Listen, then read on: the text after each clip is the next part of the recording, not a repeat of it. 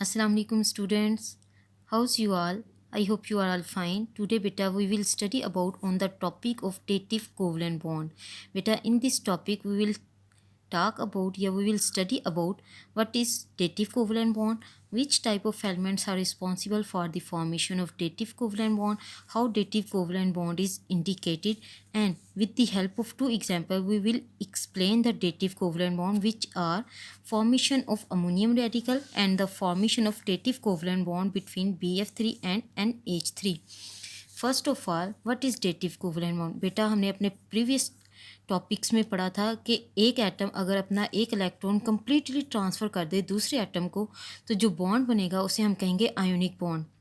फिर हमने पढ़ा था कि अगर एक एटम या दो एटम जो अब एक दूसरे के करीब आते हैं तो उनमें फोर्स ऑफ अट्रैक्शन डेवलप हो और वो अपने इलेक्ट्रॉन्स को म्यूचुअली शेयर करें तो उसे हम कहेंगे कोवलेंट बॉन्ड। बेटा but dative covalent bond is actually a bond in which one pair of electron is donated by one bonded atom only। अगर एक एटम जो बॉन्ड बना रहा है दूसरे एटम के साथ अपने लोन पेयर ऑफ इलेक्ट्रॉन को दूसरे एटम को कम्प्लीटली डोनेट करे, ठीक है, और उसमें जो अट्रैक्शन डेवलप होगी उसे हम कहेंगे dative covalent bond. Dative covalent bond क्या हुआ? In which bond pair of electron is donated by one bonded atom only. For example अगर हमारे पास कोई एक एटम है, फॉर जैसे नाइट्रोजन है, उसके पास लास्ट वाले शेल में लोन पेयर ऑफ इलेक्ट्रॉन मौजूद होता है। अगर वो अपना ये लोन पेयर ऑफ इलेक्ट्रॉन दूसरे को दे देगा तो जो बॉन्ड बनेगा उसे हम कहेंगे डेटिव कोवलेंट बॉन्ड। बेटा अब डेटिव कोवलेंट बॉन्ड बनता किस तरीके से है? इसमें दो टाइप के एटम्स होते हैं। एक वो जो इलेक्ट्रॉन पेयर डोनेट कर रहा है, अगर तो इलेक्ट्रॉन पेयर डोनेट करने वाला एटम है तो उसे हम कहेंगे डोनर। अगर कोई एटम इलेक्ट्रॉन पेयर को एक्सेप्ट कर रहा है तो उसे क्या हम कहेंगे? Acceptor. It means we can say that there is a donor atom which donates the electron pair and there is also an acceptor atom which accepts the electron pair. Now, how can we indicate or how can we represent the dative covalent bond? Beta, dative covalent bond is represented by an arrow. We know that there are two sides of an arrow, which one is tail and the second one is head. The tail of an arrow is towards the donor atom and the head of an arrow is towards the acceptor atom। Means अगर हम arrow लगाएं तो donor atom represent कर रहा है tell को जहाँ पे से इलेक्ट्रॉन ने डोनेट होना है, और एक्सेप्टर एटम हेड एरो का हेड रिप्रेजेंट कर रहा है एक्सेप्टर एटम को जहाँ पे इलेक्ट्रॉन्स ने जाना है। बेटा यहाँ पे एक टर्म आती है lone pair of electron. What is meant by lone pair of electron? For example इसे एक्सप्लेन करने से पहले स्ट्रक्चर को देख लें बेटा। इसमें क्या है? नाइट्रोजन एटम के फर्स्ट शेल में 2 इलेक्ट्रॉन्स हैं, नेक्स्ट वन शेल में 5 इलेक्ट्रॉन है। नाइट्रोजन का एटॉमिक नंबर 7 है। नाइट्रोजन के पास एबिलिटी है कि वो 3 बॉन्ड्स बना सकता है। एक वो हाइड्रोजन के साथ बनाएगा, दूसरा वो भी हाइड्रोजन एटम के साथ बनाएगा, तीसरा भी वो हाइड्रोजन एटम के साथ बनाएगा। इसका मतलब नाइट्रोजन 3 हाइड्रोजन एटम के साथ एट ए टाइम बॉन्ड बना रहा है। जब वो बॉन्ड बना लेगा इसका मतलब उसका लास्ट वाला शेल क्या है? कम्प्लीटली फिल हो गया। ये जो है ये बॉन्डेड पेयर ऑफ इलेक्ट्रॉन है, ये भी बॉन्डेड पेयर ऑफ इलेक्ट्रॉन है, ये भी बॉन्डेड पेयर ऑफ इलेक्ट्रॉन है। लेकिन ये जो इलेक्ट्रॉन के पेयर हैं इसने किसी के साथ नहीं बॉन्ड बनाया, ये फ्रीली प्रेजेंट है, तो इसे हम क्या कहेंगे? Lone pair of electron. अब जब ये वाला मालिक्यूल किसी दूसरे मालिक्यूल के पास जाएगा तो अपना ये लोन पेयर ऑफ इलेक्ट्रॉन वाला मालिक्यूल दूसरे को डोनेट करेगा। जब डोनेट करेगा तो जो बॉन्ड बनेगा उसे हम कहेंगे dative covalent bond. So the non bonded electron pair available on an atom is called lone pair. ऐसा इलेक्ट्रॉन का पेयर जो बॉन्ड नहीं बना रहा और किसी एटम के लास्ट वाले शेल में प्रेजेंट है तो क्या होगा? Lone pair of electron. जिस तरह like one available on nitrogen in ammonia. यहाँ पे नाइट्रोजन है, उसका लेविस स्ट्रक्चर डायग्राम बनाया गया है। उसके लास्ट वाले शेल में 5 इलेक्ट्रॉन्स हैं, उनमें से 3 इलेक्ट्रॉन्स 3 हाइड्रोजन एटम के साथ बॉन्ड बना रहे हैं। ये क्या है? Bond pair of electron. लेकिन जो लैदा से लोनली इलेक्ट्रॉन का पेयर प्रेजेंट है उसे क्या हम कहेंगे? Lone pair of electron. अब हम आ जाते हैं इसकी एग्जांपल्स की तरफ। बेटा first one example is formation of ammonium radical. Formation of ammonium radical. First of all ammonia क्या है? बेटा हम जानते हैं अमोनिया का स्ट्रक्चर क्या है? नाइट्रोजन, उसके फर्स्ट वाले शेल में 2 इलेक्ट्रॉन्स और नेक्स्ट वाले शेल में 5 इलेक्ट्रॉन्स हैं। उसके जो सेकंड शेल में इलेक्ट्रॉन है उसमें 3 हाइड्रोजन एटम बॉन्ड बना लेंगे। मीन्स उसके साथ 3 हाइड्रोजन एटम क्या है? बाइंड है।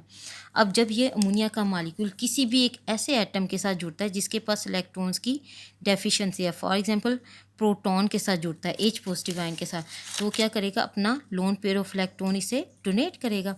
डोनेशन में क्या होगा, वो अपना लोन पेयर इलेक्ट्रॉन जब डोनेट कर रहा है तो उनमें कोऑर्डिनेट कोवलेंट बॉन्ड बनेगा। किस तरह बन रहा है, ये इस तरह बनेगा। ये इसे हम एरो से रिप्रेजेंट करेंगे और हमारे पास क्या है, ये H पॉजिटिव है, ये H पॉजिटिव इसके साथ जुड़ जाएगा। अब ओवरऑल ये इलेक्ट्रॉन का पेयर इसे डोनेट हो रहा है, ये भी, इसकी भी वैलेंसी पूरी है और इसकी भी वैलेंसी पूरी हो जाएगी। इसे डुप्लेट रूल को फॉलो करना है, इसे ऑक्टेट रूल को फॉलो करना है। जब ये आपस में बॉन्ड बना लेंगे, मीन्स डेटिव कोवलेंट बॉन्ड बना लेंगे, तो ओवरऑल इस पर चार्ज क्या आ जाएगा, पॉजिटिव चार्ज, क्योंकि पॉजिटिव चार्ज इस पर प्रेजेंट है, लेकिन ये टेम्प्रेरी इसके पास जा रहे हैं, परमानेंट के लिए नहीं जा रहे, तो क्या होगा, उस पर ओवरऑल चार्ज क्या हो जाएगा, पॉजिटिव। तो यहाँ पे हम पॉजिटिव चार्ज लिखने की बजाय ब्रैकेट में पॉजिटिव चार्ज लिखेंगे। इस तरह जो मॉलिक्यूल बना है उसे हम क्या कहेंगे, अमोनियम रेडिकल।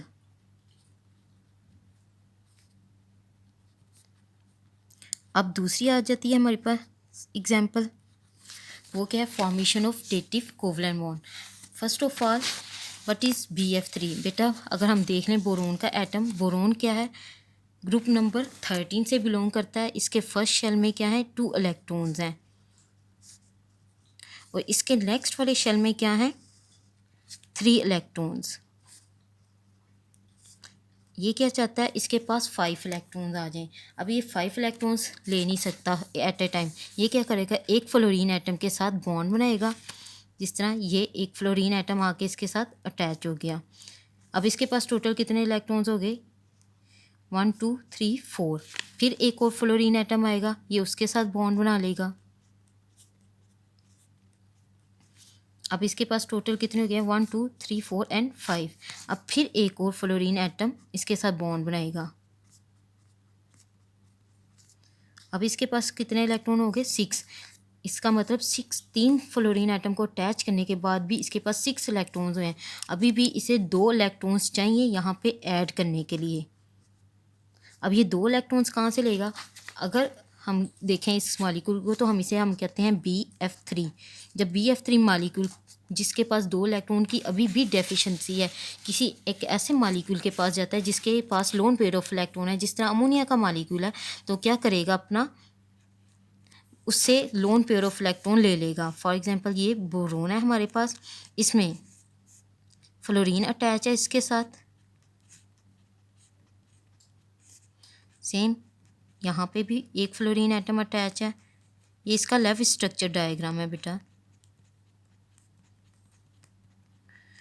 जब इसके पास कोई ऐसा मॉलिक्यूल आएगा जिसके पास लोन पेयर ऑफ इलेक्ट्रॉन है, फॉर एग्जांपल अमोनिया, जिसके लास्ट वाले शेल में एक लोन पेयर ऑफ इलेक्ट्रॉन मौजूद है,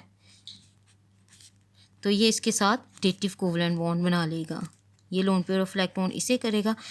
ये डोनर की टेल डोनर को रिप्रेजेंट कर रही है और हेड एक्सेप्टर को रिप्रेजेंट कर रहा है। इस तरह हमारे पास जो स्ट्रक्चर आएगा उसे हम क्या कहेंगे, या इस तरह जो हमारे पास मॉलिक्यूल बनेगा उसे हम क्या कहेंगे, a molecule form by dative covalent bond. B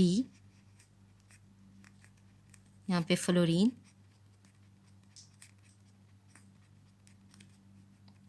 same यहाँ पे भी फ्लोरीन का एक एटम आ जाएगा जिसके लास्ट वाले शेल में 7 इलेक्ट्रॉन है। यहाँ पे भी फ्लोरीन जिसके लास्ट वाले शेल में 7 इलेक्ट्रॉन्स हैं, और इसे लोन पेयर डोनेट करने वाला नाइट्रोजन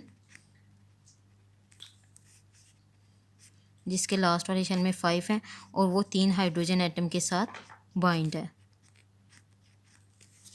ये हो गया हमारे पास formation of dative covalent bond between the boron trifluoride and ammonia molecule.